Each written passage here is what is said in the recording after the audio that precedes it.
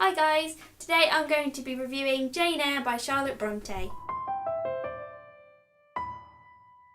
You may remember if you've seen mine and Amy's other videos that we both, Amy read this in January, I finished it in February, and we had to read it for university. It was one of the first books we had to read for coming back. It was quite a monster, so we both got into it and tried to read it as soon as possible. I thought I would review it because it's a classic that everyone's heard of. A lot of people want to read, but I think people feel intimidated by its size, the fact that it's a classic, not really knowing what it's about. So I thought I would clear some things up about Jane Eyre for you guys. First off, a bit of a plot summary. It starts off with Jane Eyre being a young girl. She's in a house with her aunt because her mum and dad died. Her uncle took her in, and then her uncle died.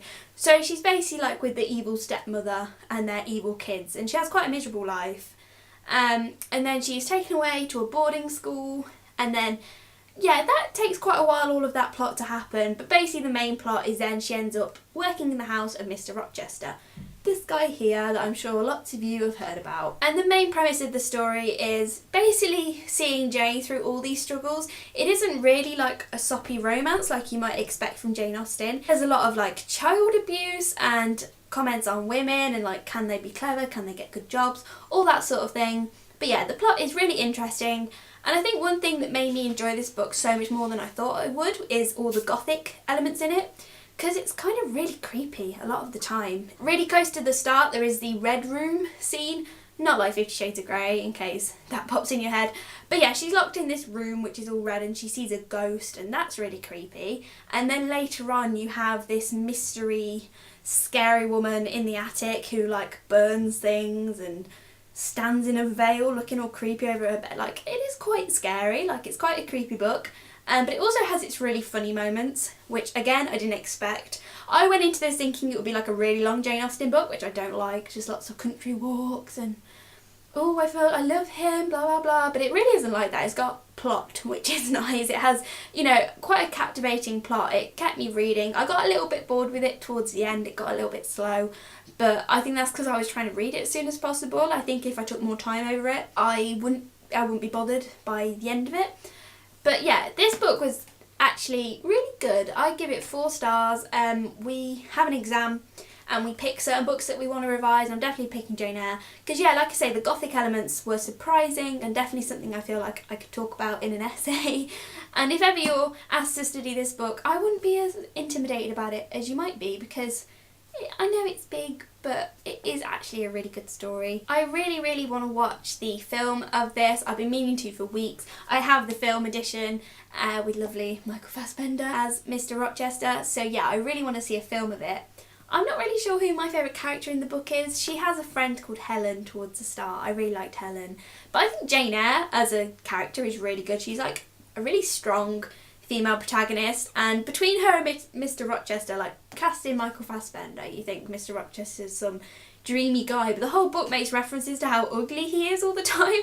And there's actually a conversation where he says to her like, do you find me handsome, Jane? And she's just like, no. And there's a lot of banter between the two characters, which I didn't expect and I really enjoyed. Me and Amy might do a video about this, but as you know, we're having to read a lot of classics for university, and a lot of them can be scary, and I think that's with good reason because they're really difficult to read. But in my opinion, this is definitely one of the easiest classics to read. I was so intimidated by reading it.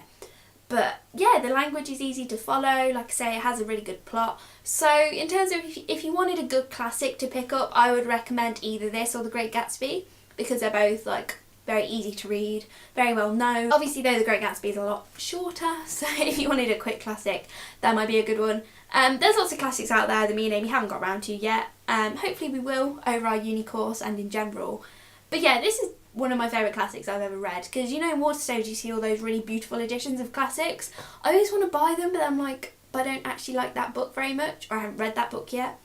Whereas this is one where I can say I've read it and I actually enjoyed it, and I think on a reread I would enjoy it even more. You may also know Charlotte Bronte's sister, Emily Bronte, who wrote Wuthering Heights, which I have also read, but I did not enjoy it as much as Jane Eyre at all. Wuthering Heights was okay. Again, I might like it more on a reread, but yeah, I think the Bronte sisters are really good Victorian literature to pick up, because Their stories are like love stories, but they have a lot of plot and a lot of gothic, which makes it interesting and so much better than Jane Austen. I do not get the Jane Austen hype. I've only read one book, but it was enough. Like, I want to pick up Pride and Prejudice and Zombies though, but that's not quite the same. If you read Jane Eyre, let me know down below and tell me what you thought of it.